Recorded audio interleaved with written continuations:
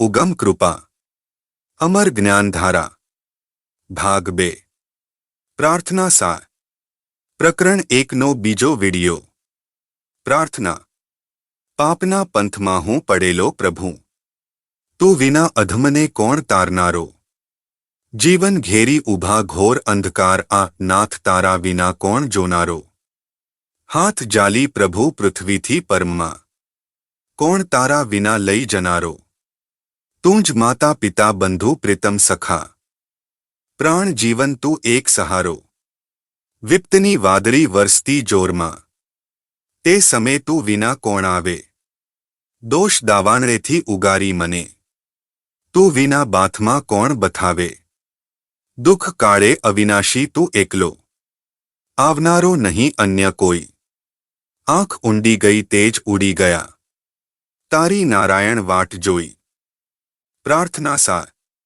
સાહેબ કહે છે કે અનંત જન્મોથી જીવાત્મા કર્મોરૂપી પાપ અને પુણ્યના ભાર વેઠીને અનંત કષ્ટદાયક યાતનાઓ સહન કરતો આવે છે છતાં પણ રીઢા ગુનેગારની જેમ ગુના કબૂલ કરતો ન હોવાથી વારંવાર જન્મમરણના ચક્રમાં ફર્યા કરે છે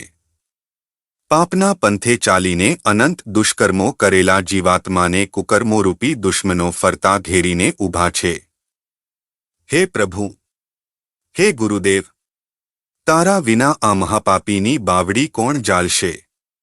હે કૃપાસિંધુ ભવતારણ ભગવાન આ મૃત્યુલોકમાંથી છોડાવીને તારા પરમધામમાં તું જ વિના આ જગતમાંથી બીજો કોણ લઈ જશે હે પ્રભુ હે ગુરુદેવ તમે જ મારા માતા પિતા ભાઈ મિત્ર પ્રીતમ જે કહો તે તમે જ છો તું પ્રાણ જીવન સદ્ગુરુ પરમાત્મા અજ્ઞાનરૂપી આ ભયાનક ઘોરંધકારમાં તું જ એક મારો સહારો છે હે નાથ મારા સર્વે ગુના દોષ ભૂલો માફ કરીને આશા તૃષ્ણારૂપી વિપ્તની વાદળીમાંથી વરસતા દુઃખોમાંથી હે ગુરુદેવ તારા વિના બીજો કોણ ઉગારનારો છે ત્રિગુણી માયાના ત્રિવિધિ તાપના લાગેલા દાવાનળથી હે પ્રભુ મને ઉગારીને તું વિના પ્રેમની બાથમાં જગતમાં બીજો કોણ બતાવે હે ગુરુદેવ આ શરીર કાયા વૃદ્ધાવસ્થાને લીધે ક્ષીણ થતા આંખો ઊંડી ઉતરી જવાથી આંખોના તેજ ઝાંખા પડી જવાથી આની સહાયની પાસે હે પ્રભુ તું વિના બીજો કોણ આવશે જીવનના અંત સમયે દુઃખકાળમાં હે અવિનાશી પરમાત્મા તું જ વિના બીજો કોણ મારો સહારો બનશે હે નારાયણ હે ગુરુદેવ તારી વાટ જોઈને આંખોના તેજ પણ ઉડી ગયા છે તો હે નાથ અબળાના બેલી મારા અંતરનો અવાજ સુનજે હે પ્રભુ તું જ સાચો જીવન સાથી છે સાહેબ કહે છે કે જીવાત્માની જ્યારે આવી નિર્મળ વૃત્તિ થાય છે અને હર દમેદમ આરાધન કરે છે ત્યારે જરૂર પ્રભુ આવીને સહાય કરે છે માટે આગળ સાહેબ કહે છે કે પ્રાર્થના હું અજામિલ છું પાપનો પોટલો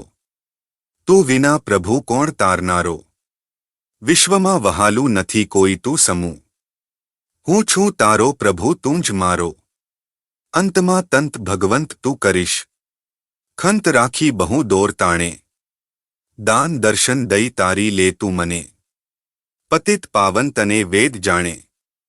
ધર્મ કે કર્મનો મર્મ જાણ્યો નહીં નીતિ રીતિ થકી હું અજાણ્યો ભક્તિ કે જ્ઞાનના સૂત્રો સમજ્યો નહીં તેમ નહીં યોગ વૈરાગ્ય જાણ્યો હૃદયમાં તું રહી પ્રેરણા જે કરે તે પ્રમાણે જ હું કર્મ કરતો સારું નરસું બધું સમજ ઋષિકેશ તું નાથ તારો હું હુકમ વહતો પ્રાર્થના સાર દેહ અભિમાનના જોરે કરીને કરેલા અનંત કુકર્મો જ્યારે જીવાત્માને ભોગવવાનો વારો આવે છે ત્યારે સમજાય છે કે મગજમાં રાઈ રાખીને ન કરવાના કૃત્યો ન કર્યા હોત તો સારું હતું પ્રાયશ્ચિત એ જીવાત્માએ કરેલા કર્મોથી ખાલી થવાનો ઉત્તમ સમય છે કુકર્મોનો પસ્તાવો જીવાત્માને ઈશ્વર તરફ ગતિ કરવાનો શુભ સંકેત છે સાહેબ કહે છે કે જીવાત્મા અજામિલના રૂપમાં પ્રાર્થના કરે છે કે હે પ્રભુ હું તો એક અધમપાપી અજામિલ છું અનંતને અપાર કુકર્મોથી હું ભરેલો જીવાત્મા છું હે નાથ હે ગુરુદેવ તારા વિના આ જગતમાં મારો હાથ ઝાલનારો બીજો કોણ હોઈ શકે? વિશ્વ જગતમાં તું જ મારો સાચો સગો છે. હે પ્રભુ, હું તારો છું અને તું મારો પ્રાણ છે. આવી અંતરથી જ્યારે સાચી વેદના નીકળે છે ત્યારે જરૂર પ્રભુ સહાયક બને છે. સાહેબ કહે છે કે હે ભગવંત ગુરુદેવ, આ જીવનનો જ્યારે અંત આવે ત્યારે તું સુરતારૂપી તંત બનીને આવજે. એ સુરતારૂપી તંતને તું હે પ્રભુ એવી રીતે ખંતથી કાળજીથી ખેંચજે જેથી કરીને તું જ શરણમાં વિરામી જાવું. હે ગુરુદેવ, દર્શનના દાન દઈને આ પાપી અધમને પાવન કરી દેજે.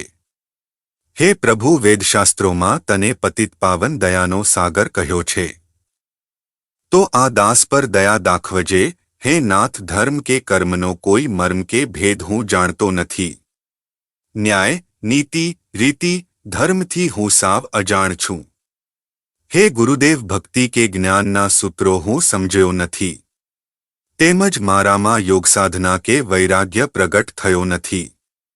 હે પ્રભુ, હું અબુધજાણ જીવને તું હૃદયમાં જે પ્રેરણા કરીશ તે પ્રમાણે તારે આધીન રહીને કર્મ કરતો રહીશ. જીવનમાં સારું નરસું જે કંઈ કર્મ છે તે બધું જ હે પ્રભુ તારું જ છે. એમ સમજીને હું તો તારા હુકમનું પાલન કરનારો તારા શરણનો હું દાસ છું. આવી હૃદયમાંથી ઉદ્ભવેલી પ્રાર્થના પ્રભુ જરૂર સાંભળે છે, પણ સદ્ગુરુને આધીન રહી આવા હુકમી બંદા કરોડોમાં કોઈક જ હોય છે. જીવાત્મા જગતમાં બધું જ સ્વીકારવા તૈયાર છે, પણ પ્રભુની શરણાગતિ સ્વીકારવા કોઈ કાળે તૈયાર નથી. સમર્પણાધીનતા સદ્ગુરુ પ્રત્યે પ્રગટ થવી એ તો પૂર્વની સદ્ગુરુ પ્રત્યે સાચી પ્રીત હોય તો જ શક્ય બને છે. પ્રાર્થના સમર્પણે અંતરમનથી કરેલી ઉત્તમમાં ઉત્તમ સાધના છે. જ્ઞાની ધ્યાની વિદ્વાન પંડિત કહેવાતા હોઈએ પણ પ્રભુની પ્રાર્થનાથી હૃદય રડી ન પડે ત્યાં સુધી ઈશ્વર કોઈ પણ સંજોગોમાં સહાય કરતો નથી. સાહેબ તો પૂર્ણ ભમરૂપ હતા છતાં પણ સદ્ગુરુને આધીન રહીને શરણાગતિ સ્વીકારીને કરેલી પ્રાર્થના સૌ કોઈના જીવનમાં પ્રકાશ પાડનારી છે. અંતરમાંથી ઉદ્ભવેલા અમૂલ્ય શબ્દો જો સાધકને સમજાય તો કઠોરમાં કઠોર હૃદયને વિંધીને પરાપારની ભાન કરાવે છે.